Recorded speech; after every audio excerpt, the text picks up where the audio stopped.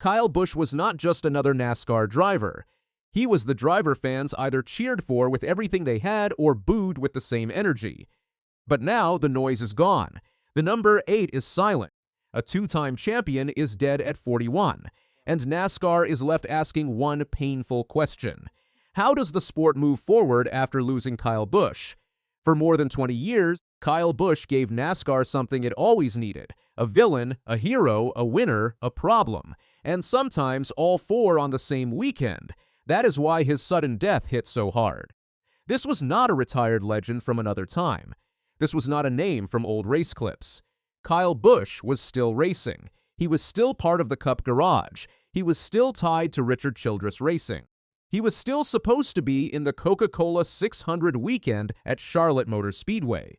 Then everything changed. On Thursday, May 21, 2026, NASCAR announced that Kyle Busch had died at age 41.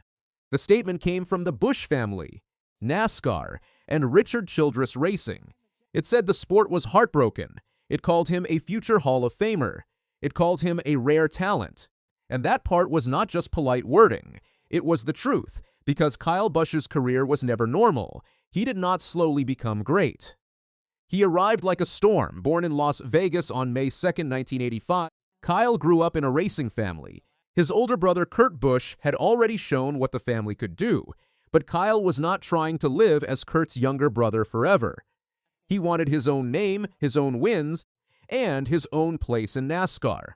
That chance almost came early. He was signed by Jack Roush as a teenager, but NASCAR raised the minimum age for National Series racing to 18. That stopped the plan. For most young drivers, that kind of rule change could have slowed everything down. For Kyle Busch, it only delayed the damage he was about to do. In 2003, he made his O'Reilly Auto Parts Series debut with Hendrick Motorsports at Charlotte. He finished second to Matt Kenseth. That was the warning sign. A teenager had just walked into a national NASCAR race and nearly won the next year. He won 5 races in that series and finished second in points behind Martin Truex Jr. Then came Cup. In 2005, Kyle Busch became a full-time Cup driver for Hendrick Motorsports. He was young, sharp, and not afraid of anyone. That same year, he won at Auto Club Speedway and became the youngest winner in Cup Series history at that time. That was the first big sign that NASCAR had a new problem. But the full Kyle Busch story did not truly explode until 2008. Hendrick Motorsports brought in Dale Earnhardt Jr., and Busch moved to Joe Gibbs Racing. That move changed his career. It also changed Toyota's NASCAR story. Busch became the face of Toyota's Cup push. The bright number 18 M&M's car became one of the most known cars in the sport, and Kyle made sure people noticed it. He won races. He bowed after victories. He smiled when fans hated him. He leaned into the boos. He did not act like a polished, safe star. He acted like Kyle Busch. That is why people watched. Here is the part fans cannot forget. Busch was not just loud. He backed it up. He won 56 Cup races with Joe Gibbs Racing. He won at least one Cup race in every season he spent with JGR. That kind of streak is not luck. That is week after week speed. That is a driver who could win on short tracks, mile-and-a-halfs, road courses, super speedways, and anything else NASCAR put in front of him. Then came 2015.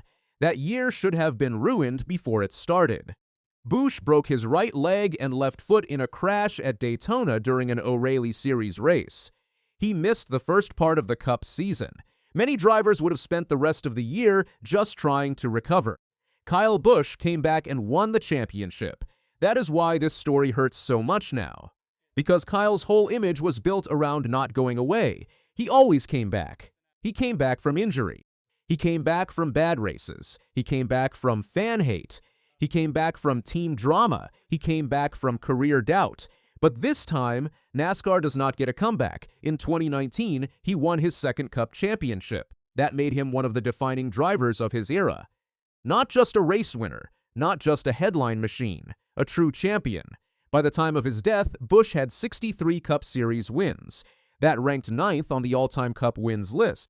He also had 102 wins in what is now called the O'Reilly Auto Parts Series and 69 wins in the Craftsman Truck Series. Those numbers matter because they show the full size of his career, Kyle Busch did not just win in Cup.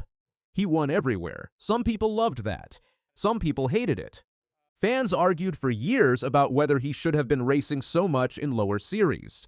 But that argument also proved his power. When Kyle Busch entered a race, the whole field changed. Young drivers knew the standard had just gone up. Fans knew the favorite had arrived. And rivals knew a win had just become harder. That is why the garage feels different now. But Kyle's legacy was not only about trophies. He also built Kyle Busch Motorsports, a truck series team that became one of the best development teams in NASCAR. KBM won 100 races from 2010 to 2023. It helped build names like Eric Jones and Christopher Bell. That part of Kyle's career often gets pushed behind the drama, but it matters. He did not just take from the sport, he created chances inside it. And that brings us back to the hardest part. Kyle Busch was still active. He was still writing the final part of his career.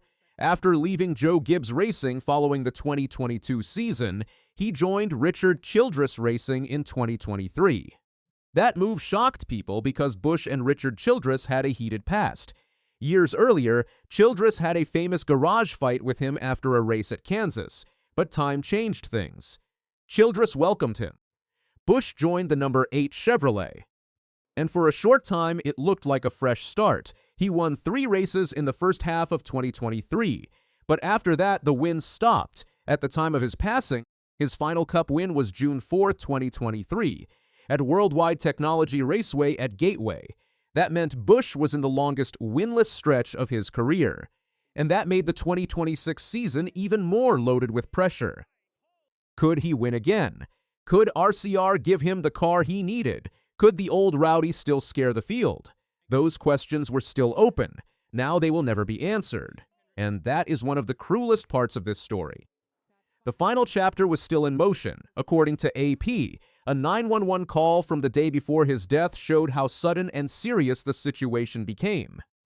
Busch was reportedly at a Chevrolet racing simulator in Concord, North Carolina. The caller said he had shortness of breath, felt very hot, thought he might pass out, and was coughing up blood. He was later taken to a hospital in Charlotte. The official cause of death has not been released. That point matters. It must be said clearly, there is no confirmed cause yet. There are symptoms from the 911 call. There was a report of a severe illness. But no final medical answer has been made public. That is why NASCAR fans are not just grieving. They are also waiting for answers, waiting for the family to speak when they are ready. Waiting for the sport to figure out how to honor him without turning grief into noise. And Richard Childress Racing has already made one major decision.